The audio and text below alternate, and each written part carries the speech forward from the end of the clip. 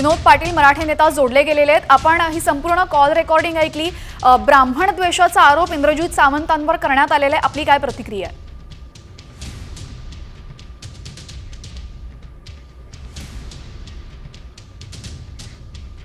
विनोदजी, माझा आवाज आपल्यापर्यंत पोहोचतोय?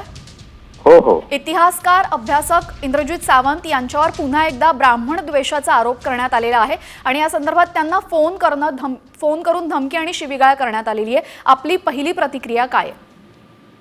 सर्वप्रथम या घटनेचा मी निषेध करतो आणि सावंतांसोबत आम्ही सर्व ताकदीने उभे आहोत। त्यांनी चिंता करण्याचं कारण नाही। प्रश्न असा आहे की एखादा इतिहासकार आपली भूमिका मांडत असेल, वेगवेगळ्या भूमिका मांडल्या गेल्या पाहिजे, वेगवेगळ्या भूमिका मांडल्या जातात। तेव्हा कोणी कोणाच्या विरोधात आहे किंवा कोणी कोणाच्या समर्थन असं कोणी समजू नये।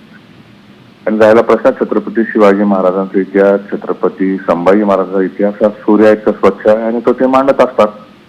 त्यामुळे माझी अशी विनंती आहे की कोणाच्या त्याच्यात भावना दुखावल्या असेल तर त्यांनी त्याच्यावर चर्चा करावी, त्याच्यावर कायदेशीर प्रक्रिया करावी। वैयक्तिक फोन करून असं धमकी देणं योग्य नाहीये आणि व्यक्ती स्वातंत्र्य त्यानंतर इतिहासाच्या पानामध्ये जो खरा इतिहास आहे तो सांगण्याचा ते प्रयत्न करत असतात। त्यामुळे ते कोणाच्या विरोधात नाही। मी सावंतांना ओळखतो। माझ्या मते ते कुठल्याही ब्राह्मण समाज किंवा कुठल्याही समाजाच्या ते वैयक्तिकच्या विरोधात नाही। आज जर कोणाच्या भावना दुखावल्या असेल त्याच्यावर चर्चा होऊ शकते, परंतु अशा पद्धतीने धमकी देणं योग्य नाहीये। या घटनेचा मी निषेध करतो। या सगळ्या पूर्ण कॉल रेकॉर्डिंग मध्ये काही गोष्टी खटकण्यासारख्या त्यांनी म्हटलेल्या आहेत। ते म्हणजे पहिली म्हणजे छत्रपती संभाजी राजे हे अय्याश होते असं वक्तव्य त्यांनी केलेलं आहे।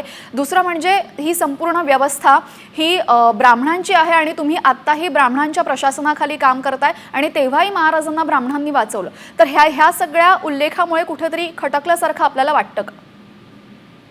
एक लक्षात घेतलं पाहिजे की व्यवस्था डेमोक्रेसी आहे आणि डेमोक्रेसीमध्ये एकटा व्यक्ती आहे संपूर्ण महाराष्ट्र म्हणून लोकप्रतिनिधी निवडून त्यातनं मुख्यमंत्री निवडायची प्रक्रिया होती। त्यामुळे कोणी जे त्या आकाशातून टपकलेल्या व्यवस्था नाही। त्यामुळे ही व्यवस्था सांगणे असं सांगणे चुकीचं आहे। त्या व्यक्ती मला तरी वाटतं मनोरुग्ण असेल कदाचित। माझी माध्यमांना देखील विनंती असेल की छत्रपती शिवाजी महाराज आणि छत्रपती संभाजी महाराज यांच्याबद्दल अशा प्रकारचं वक्तव्य असेल तर आपण सर्वांनी देखील ते प्रसारित करताना विनंती आपल्याला सूचना मी विनंती करतो थोडंसं आपण याच्यामध्ये, कारण ह्या प्रकरणामुळे एक वेगळं वळण लागण्याची शक्यता आहे। तर तात्काळ पोलीस प्रशासनाने याची चौकशी करून त्याला बेड्या ठोकल्या पाहिजे, त्याला तुरुंगात घातलं पाहिजे। ही घटना पहिल्यांदाच घडते असं काही नाही। या आधी सुद्धा असे अनेक आरोप करण्यात आले होते। दरम्यान या सगळ्या आरोपांचं किंवा जे आरोप करतात त्यांचं तोंड बंद करण्यासाठी कोणत्या गोष्टी करायला पाहिजे किंवा इंद्रजित सावंतांनी पुढचं कोणतं पाऊल उचललं पाहिजे असं आपल्याला वाटतं? माझी विनंती त्यांना राहील की त्यांनी कायदेशीर कारवाई तात्काळ करावी। त्यांनी तात्काळ पोलीस स्टेशन गाठावं, तिथं गुन्हा दाखल करावा।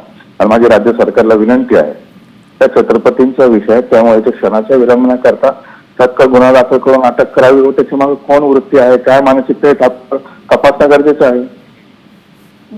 धन्यवाद विनोदजी, आपण आपली प्रतिक्रिया साम टीव्हीला दिली। धन्यवाद।